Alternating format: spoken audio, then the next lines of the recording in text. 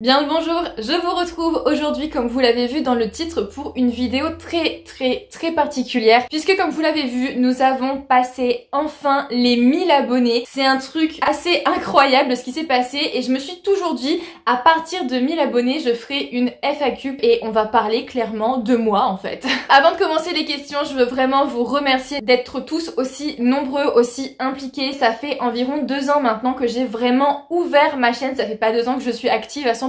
Donc merci infiniment vraiment. Pour répondre aux questions, sachez que vous avez été nombreux à m'en poser, donc je suis vraiment désolée si je n'ai pas pu répondre à toutes vos questions. Donc ce que je vais faire pour que ce soit quand même un minimum structuré, c'est que je vais diviser les questions en 3 parties. On va commencer par la partie qui concerne vraiment YouTube. Il y a eu pas mal de questions sur YouTube. Ensuite je répondrai aux questions qui répondent sur tout ce qui est sur la photo et Instagram de manière générale. Et après ce sera les questions non classables où je ne savais pas trop où les mettre, un peu plus personnelles peut-être. Et donc du coup tout ça ce sera en fin de vidéo. Première question qui m'a été posée, c'est comment tu as réagi pour tes 1000 abonnés. Donc faut savoir que ça n'a pas été une surprise dans le sens où j'ai vraiment vu les abonnés monter petit à petit. C'est vraiment très lent parce que je vous ai dit ça fait 2 ans que je suis sur YouTube, donc j'ai vu en 2 ans les abonnés évoluer. Je sais plus ou moins comment ça évolue au fil des jours et c'est pour ça que quand j'ai vu que j'étais à 997, je me suis douté que ça allait être dans la journée. Ce qui fait que quand je suis passée aux 1000 abonnés, j'étais avec 2 amis et voilà, j'ai juste dit bon bah ça y est, j'ai passé les 1000 abonnés, mais ça n'a pas été non plus une explosion de joie ou quoi. Enfin c'est vraiment génial d'avoir 1000 abonnés, mais voilà, je suis autant contente d'en avoir 1000 que d'en avoir 900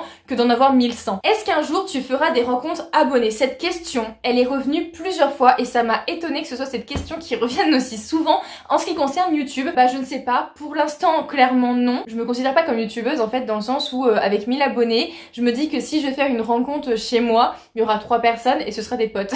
Donc non, pas absolument pas pour le moment. Après si la chaîne prend plus d'ampleur, pourquoi pas, à voir, mais actuellement c'est pas du tout dans les projets et c'est quelque chose qui me fait peur en fait. Je suis pas spécialement timide, mais ça pour le coup, bah ça me met pas forcément à l'aise. Le genre de vidéo que tu préfères tourner, honnêtement il y en a pas que je préfère particulièrement. Je fais beaucoup de face cam comme là par exemple, donc ça je sais que j'aime beaucoup faire, franchement c'est quelque chose qui me plaît beaucoup. Après j'aime aussi faire tout ce qui est vidéo où je vous emmène avec moi. Faut savoir que j'aime beaucoup ces vidéos parce qu'elles sont très faciles à monter. Il faut vraiment mettre juste les plans les uns à côté des autres, pourquoi pas de temps en temps mettre une voix off et c'est fini. Donc franchement c'est peut-être pour ça que je préfère ces vidéos là aussi, mais tout ce que je fais de manière générale ça me plaît énormément et j'ai pas spécialement de préférence franchement. Pourquoi tu as lancé ta chaîne YouTube? Faut savoir qu'avant de lancer ma chaîne YouTube, ça faisait une petite éternité que je voulais aller sur YouTube et je pense que c'est le cas de beaucoup de jeunes filles de mon âge. Dès l'âge de 15 ans, je me suis dit vas-y je vais être sur YouTube etc. Sauf que j'étais mineure, j'avais pas spécialement l'ordinateur pour faire du montage et surtout je ne savais pas quoi filmer parce que c'est bien beau d'être sur YouTube mais qu'est-ce qu'on fait? Je sais que je ne voulais pas être du tout dans tout ce qui est maquillage, youtubeuse beauté etc. parce que bah vous le voyez je suis absolument pas douée dans la matière, donc du coup il fallait que je trouve ma voie. Je voulais faire quelque chose vraiment de personnel et pas du tout quelque chose qu'on voit tout le temps, qui est repris etc. Et c'est quand je suis rentrée en études supérieures où j'ai acheté mon ordinateur en conséquence de cause. J'ai vraiment pris un ordinateur assez puissant pour pouvoir faire du montage et en fait c'est avec mes études, avec les études de santé où je me suis dit mais en fait c'est trop intéressant, on n'en entend pas assez parler et je veux partager ça. Et c'est à partir de là que je me suis dit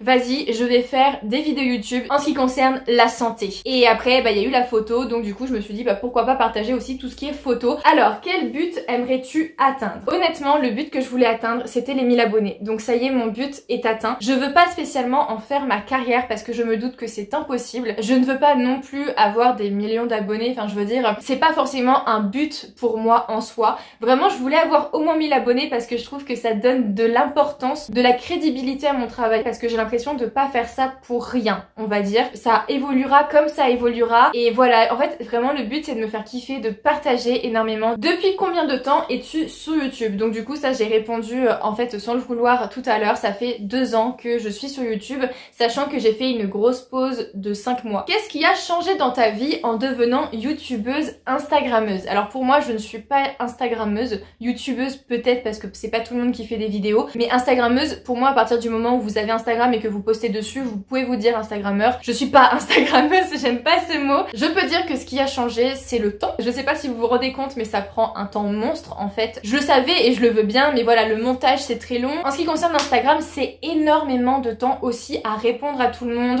à poster, à faire du contenu de qualité parce que c'est facile aussi de poster tout et n'importe quoi. Mais j'essaye de vraiment vraiment faire ça le mieux possible en fait. Si je le fais, je veux vraiment tout donner. Donc ouais, depuis que j'ai commencé YouTube, c'est vraiment le temps qui a changé.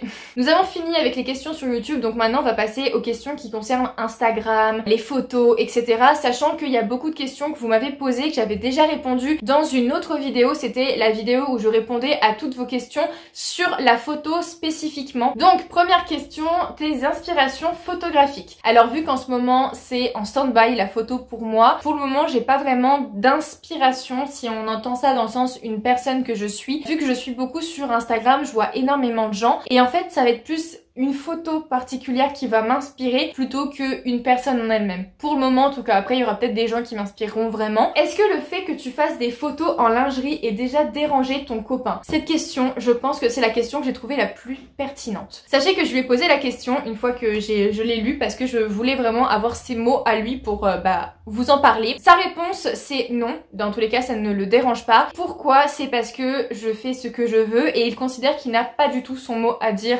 sur la question, que ça le dérange ou non. Faut savoir que mon copain, quand on s'est rencontrés, je commençais seulement la photo, c'était vraiment le tout début, mes tout premiers shootings. Donc il m'a toujours connue dans ce domaine de la photo où j'expose mes photos sur Instagram parce que c'est une chose de faire des photos, c'est encore une autre de les poster et de les partager au monde entier, on va dire. Donc ça ne le dérange absolument pas, au contraire, il aime ça dans le sens où on peut dire que je suis originale, c'est pas courant on va dire, et ça lui plaît. Sa réflexion c'est je n'ai pas mon mot à dire, et dans tous les cas, s'il avait eu son mot à dire et que ça le dérangeait, bah ça n'aurait juste pas été mon copain. C'est quelque chose que je ne supporte pas en fait, qu'on me dise quoi faire quand ça me concerne moi-même. Donc c'est tu m'acceptes comme je suis ou tu vas voir quelqu'un d'autre, c'est tout. Quelle limite te fixes-tu? Je pense que vous parlez limite photo dans le sens jusqu'où je peux aller. Je sais plus si j'avais déjà répondu à cette question dans mon autre vidéo. Les limites, il y en a pas spécialement. Dans le sens où je peux faire jusqu'à du très dénudé, si c'est dans le sens dénudé de la question. La seule chose c'est que maintenant j'ai décidé d'arrêter tout ce qui était nu et lingerie avec des personnes que je ne connais pas. Les photographes que je n'ai jamais rencontrés, avec qui je n'ai jamais shooté, je ne fais plus de photos en lingerie et en dénudé pour les premiers shootings. Et ensuite niveau poster, je ne poste pas de nu. En nu j'en fais très peu parce que c'est pas quelque chose qui me fait vibrer en fait. Le thème de ton prochain shooting, bah déjà faudrait savoir qu'est-ce que c'est, avec qui et quand, parce que je reprends les shootings dans un mois. D'ailleurs restez connectés parce que je vais bientôt faire un planning je pense sur Instagram pour essayer de tout mettre en place dès que j'aurai mon planning de stage surtout. Donc je ne sais pas. Nous avons fini la partie tout ce qui est Instagram, YouTube, etc. Maintenant nous allons passer aux questions un peu plus personnelles. Alors franchement c'est un mélange de plein de choses. Première question, tu es d'où? Je suis de partout et de nulle part.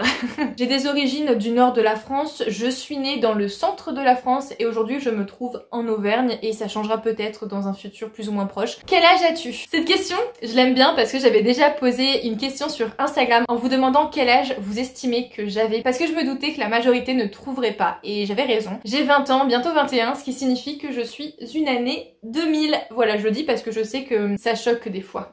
Alors, comment ça va en ce moment? Merci pour cette question parce que bah c'est très gentil. Ça va? En ce moment, c'est une période très particulière parce que l'année 2021 est faite de plein de choses très bonnes comme très mauvaises, qui sont incroyables comme très douloureuses, on va dire. Plein de choses à gérer émotionnellement parlant surtout parce qu'en ce moment, il y a vraiment tout qui s'enchaîne, on va dire. Encore une fois, en bien comme en mauvais. Le truc, c'est que du coup, c'est beaucoup à gérer. Il y a du stress et de l'anxiété qui sont constamment présents du coup autour de moi et dans ma vie personnelle, ce qui fait qu'il y a des hauts et des bas. Mais c'est la vie et elle avancera et ça continuera et on s'acharne et voilà. Ta pointure de chaussures. Je répondrai par une autre question. Pourquoi?